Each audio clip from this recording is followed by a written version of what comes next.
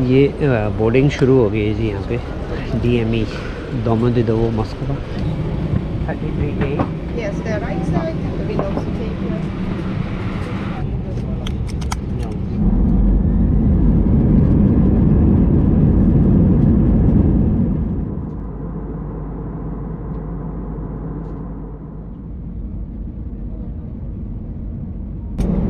Ladies and gentlemen, welcome to Domodedovo International Airport. The temperature is plus 10 Celsius degrees.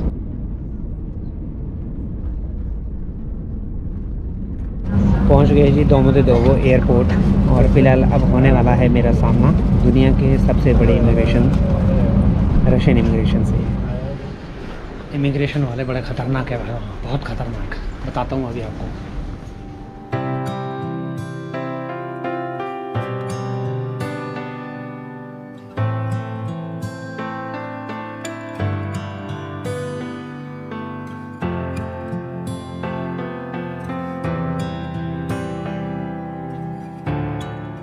के विश्व गुरु डंका बजा दिया भाई विश्व में। इस इंडियन पासपोर्ट की कहीं पे वैल्यू नहीं है। इंडियन पासपोर्ट का ये हाल है। साउथ कोरिया खड़े जीजू आइलैंड से साडी एंट्री डिनाइड करती चीज है ना, ये इसका कोई वैल्यू नहीं है इसका। ये थाईलैंड, मलेशिया, श्रीलंका, नेपाल, ये सब सोच से खुश मत हो। जो डिफिकल्ट कंट्रीज है वहाँ पे अपना पासपोर्ट किसी काम नहीं आता। हर जगह एंट्री डिनाई है। पासपोर्ट लेके बड़ी बड़ी कंट्री घूमे तब आपको पता चलेगा भाई अभी अभी हम 9 लोग रशिया मॉस्को से डिपोर्ट होकर आ रहे हैं। हमारे सामने भाई दूसरी कंट्री वालों को इमिग्रेशन में आगे जाने दिया और हम सारे इंडियंस को लाइन से खड़ा कर दिया, थैंक्स टू द विश्व गुरु। दरअसल रशिया जैसे देश में आके पता चलता है कि हमारे पासपोर्ट की दरअसल वैल्यू कितनी है। मैं आपको सच बात बताता हूँ, ये मेरा रशिया का चौथा दौरा है और आप लोग जानते हैं, आप लोग जो वीडियो देखते हैं और जो नहीं जिन्होंने देखा वो देख सकते हैं, 3 प्लेलिस्ट ऑलरेडी है रशिया की और ये मेरा चौथा दौरा है यहाँ का। उसके बावजूद भी जैसे ही हमारा पासपोर्ट देखा जाता है और हम लोगों को थोड़ा सा इंतज़ार के लिए बोला जाता है चौथा जो दौरा होने के बाद भी। दरअसल मेरा जो पासपोर्ट है ये आया था रिन्यू हो के, तो मैं दोनों पासपोर्ट कैरी कर रहा था। पहले मैंने नया वाला पासपोर्ट दिया और जैसे ही उन्होंने देखा कि उसमें सिर्फ अज़रबैजान की स्टैंप है, बाकी कोई स्टैंप नहीं है, तो मैं समझ गया कि भाई ये कुछ होने वाला है। तो मुझे उनको अपना जो है दूसरा पासपोर्ट भी देना था साथ में। तो उसने दूर से ही ऐसे बोल दिया कि रहने दो। और उसके बाद अपने कोई वो वहाँ जो साइड में उनके सीनियर होते हैं, फिर उससे कान में फुसफुसाने लगी। फिर मेरे पासपोर्ट को वो लेंस लगा के देख रही है, नीचे से देख रही है, ऊपर से देख रही है। एक तो हमारी प्रिंटिंग इतनी पासपोर्ट की इतनी घटिया है कि वो जो बार कोड होता है इसमें वो स्कैन ही नहीं होता। मेरे पास एक्चुअली में जो नए वाले अब आए हैं भारत में वो वाला नहीं है जिसमें वो चिप लगा होता है। तो हालांकि मेरा अभी जो है मार्च में ही रिन्यू हुआ था, लेकिन मुझे वो पुराना बार कोड वाला पासपोर्ट मिला है। इसके साथ में मैं कई जगह पे जलील हो गया हूँ सच में। एक मुझे याद है, मैं जा रहा था शायद से बिश्केक उज़्बेकिस्तान से, तो वहाँ पे भी बॉर्डर पे, क्योंकि वो तो लैंड बॉर्डर था, वो लैंड बॉर्डर पे भी मतलब मैं आपको क्या बताऊँ, ये एक जिसको कहते हैं ना ज़बरदस्ती जलील होने वाली बात है, सिर्फ आपके पासपोर्ट की वजह से। वो मशीन में डालते हैं, वो स्कैन होता नहीं है, फिर वो देखते हैं कि ये स्याही फैली हुई क्यों है। मेरा जो पासपोर्ट है उसमें एक समस्या है कि ये स्कैन नहीं होता और इनको लगता है कि ये नकली पासपोर्ट है। भाई लेके चला गया मेरा पासपोर्ट कहीं। उसके बाद फिर हम आए उज़्बेकिस्तान के इमिग्रेशन पे, फिर वहाँ पे उन्होंने स्टैंप लगाई। पहले तो वो कंफ्यूज हो गया, भाई इंडियन कहाँ जा रहा है, ई वीज़ा दिखाओ। कहाँ का? उज़्बेकिस्तान का। मैंने कहा मैं तो एग्जिट कर रहा हूँ, फिर भी दिखा दिया। पासपोर्ट देखते हैं, हमारा जो पासपोर्ट है ना ऐसे लगता है नकली है, सच में ऐसे लगता है कि कोई प्रिंटिंग नहीं। हमने 1500 रुपये दिए हुए हैं पासपोर्ट प्रिंट करने के, हमारी सरकार पता नहीं क्या करती है। और मेरी प्रॉब्लम नहीं है, बहुत सारे ट्रैवलर्स की प्रॉब्लम है, जब स्कैनिंग की वजह से ये लोग हम पे शक करते हैं कि भाई तुम एक नकली पासपोर्ट लेके घूम रहे हो। वो उसमें सिलाई देख रहा है उसकी कि सिलाई फटी हुई तो नहीं है, कोई पेज बदला हुआ तो नहीं है। बार बार मेरे फ़ोटो को देख रहा है, वो फ़ोटो ऐसी आई हुई है, आपको पता ही है इंडियन पासपोर्ट पे कैसी फ़ोटो आती है, वो मैच ही नहीं कर रही। मतलब हद है। खैर उसके बाद जैसे तैसे भी फिर सिस्टम में चेक करने के बाद जब उसको भी लगा कुछ नहीं हो सकता, भाई जाने ही दो, स्टैंप लगाई। फिर कज़ाकिस्तान वाले में आए। कज़ाकिस्तान वाला तो मेरा पासपोर्ट एंट्री करते उसको रीड नहीं हो रहा था, तो फिर अंदर ले गया, पता नहीं कहीं से अंदर से, फिर वापस बाहर आया। लेकिन उसने पूछा बिश्केक जा रहे हो? मैंने कहा हाँ बिश्केक जा रहा हूँ। फिर यही नौटंकी होगी किर्गिस्तान बॉर्डर पे। मतलब एक अजीब सा ही माहौल होता है वो। फिर हम लोगों को शर्मिंदा होना पड़ता है कि वो देखते रहते हैं लेंस लगा के, इसकी सिलाई देख रहे हैं कि कहीं कोई पेज जोड़ा तो नहीं है, कहीं कोई पेड़ काटा तो नहीं है।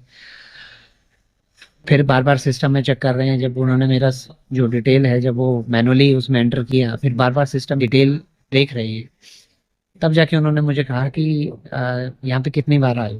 इस बार अच्छा हुआ कि भाई उनको थोड़ी बहुत अंग्रेजी आती थी, तो मैंने उनको कहा कि ये मेरा चौथा दौरा है। जैसे ही चौथा दौरा मैंने कहा कि मैं चौथी बार आया हूँ, तब उन्होंने मेरा पासपोर्ट मांगा, पुराने वाला।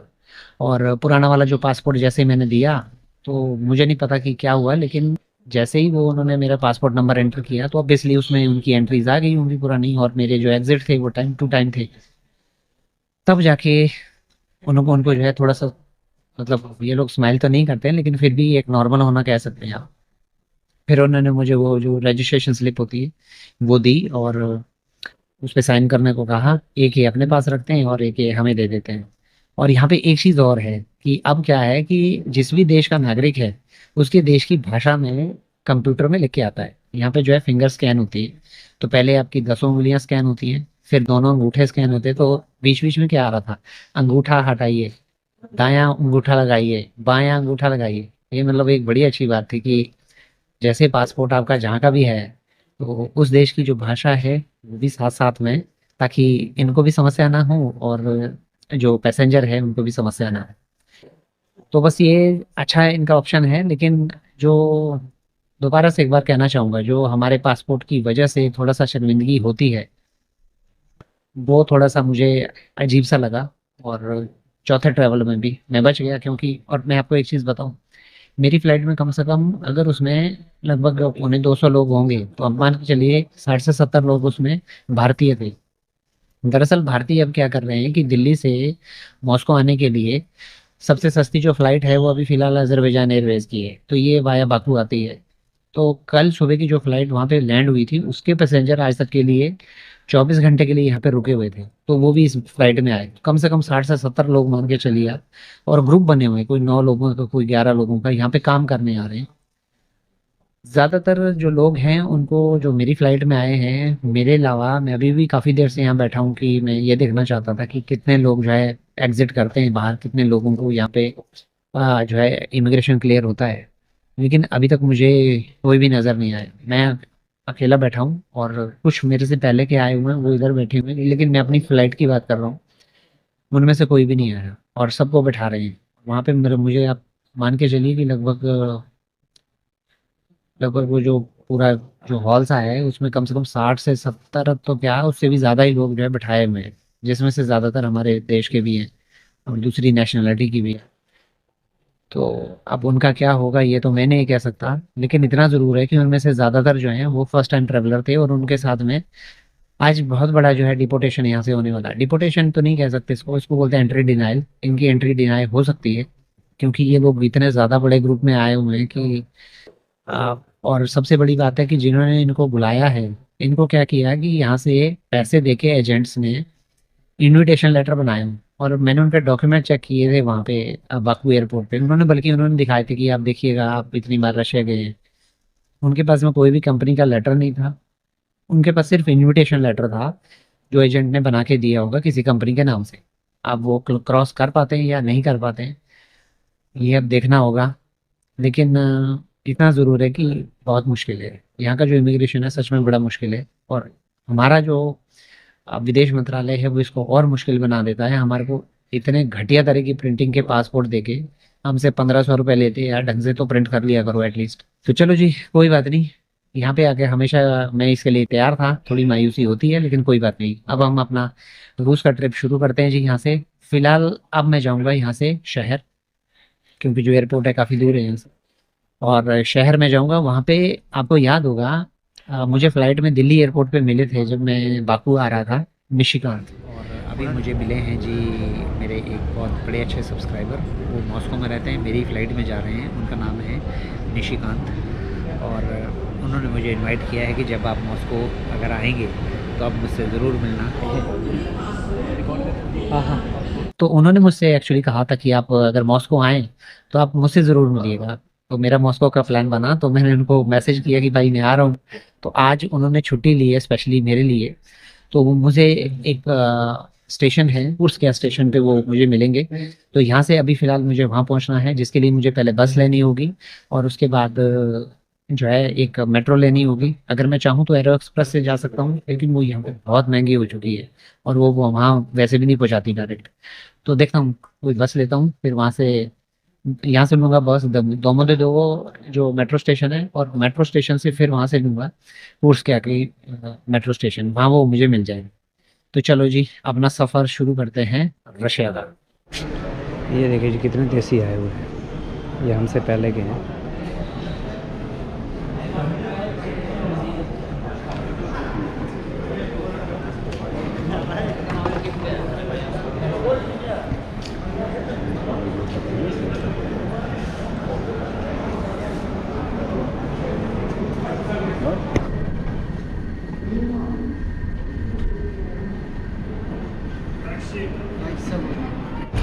Так, 600.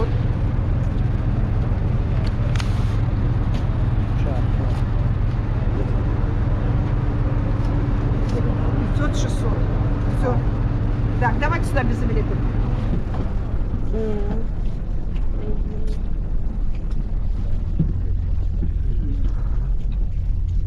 ये बस लेके जाती है जी दोमोदेडोवो मेट्रो तक के लिए।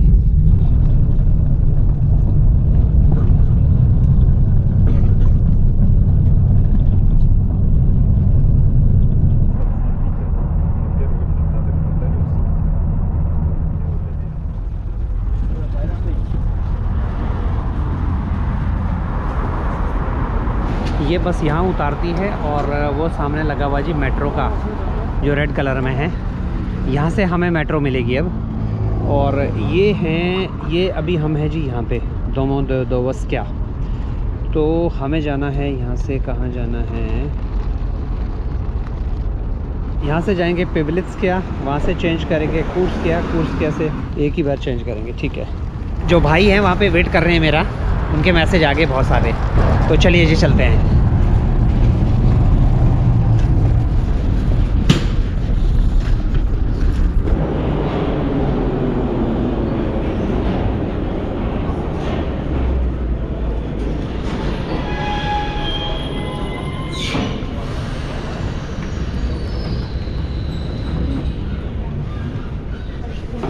Осторожно, двери закрываются.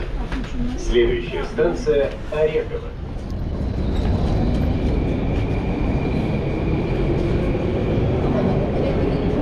यहाँ पे एक स्टेशन पे उतरा हूँ और यहाँ से दूसरी एक मेट्रो पकड़नी है, ब्लू लाइन की।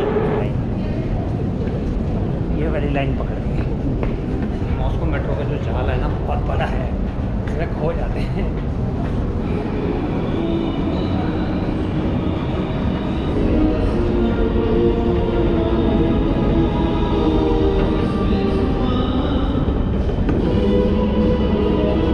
ये आएगी मेरी मेट्रो।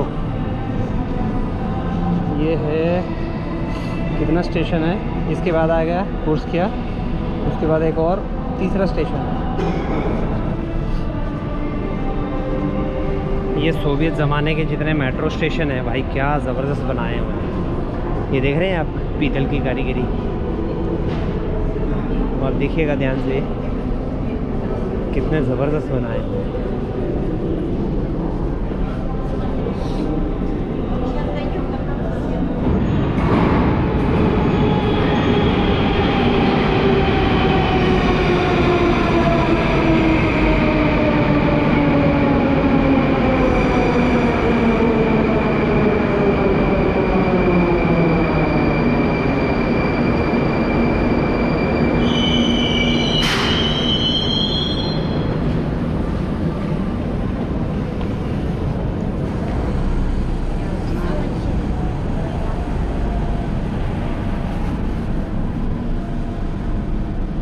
Осторожно, двери закрываются.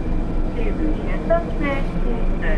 А подозрительных предметов сообщать. फेसबुक पे देखिए अभी एक हुआ आया 6 साल पहले, आज ही के दिन मेरा क्या पोस्ट था रशिया से।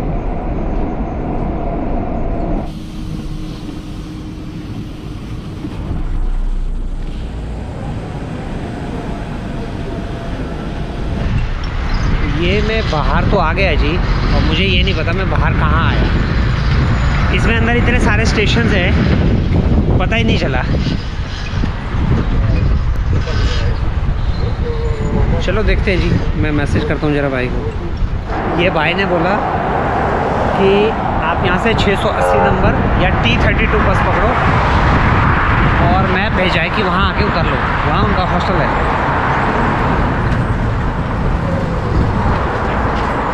अच्छा हुआ मैंने वो पास बना लिया। दरअसल मैंने मेट्रो में एक पास बनाया है 375 का, जिसमें मेट्रो, ट्रैम, बस मैं कहीं भी ट्रैवल कर सकता हूँ 24 घंटे के लिए। फाइनली ये 680 नंबर की बस है और भाई वहाँ से गाइड कर रहे हैं प्रॉपर। तो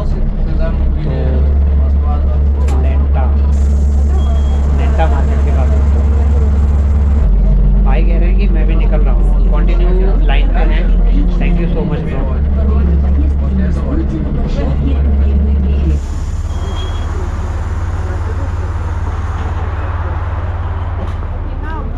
You should go down the street.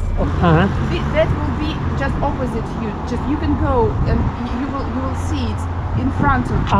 Okay. So, but now you can take a tram and go to the left. One station. Yeah. Okay. Thank you. Moscow में मेरे साथ पता नहीं क्यों हर बार गड़बड़ हो जाता है।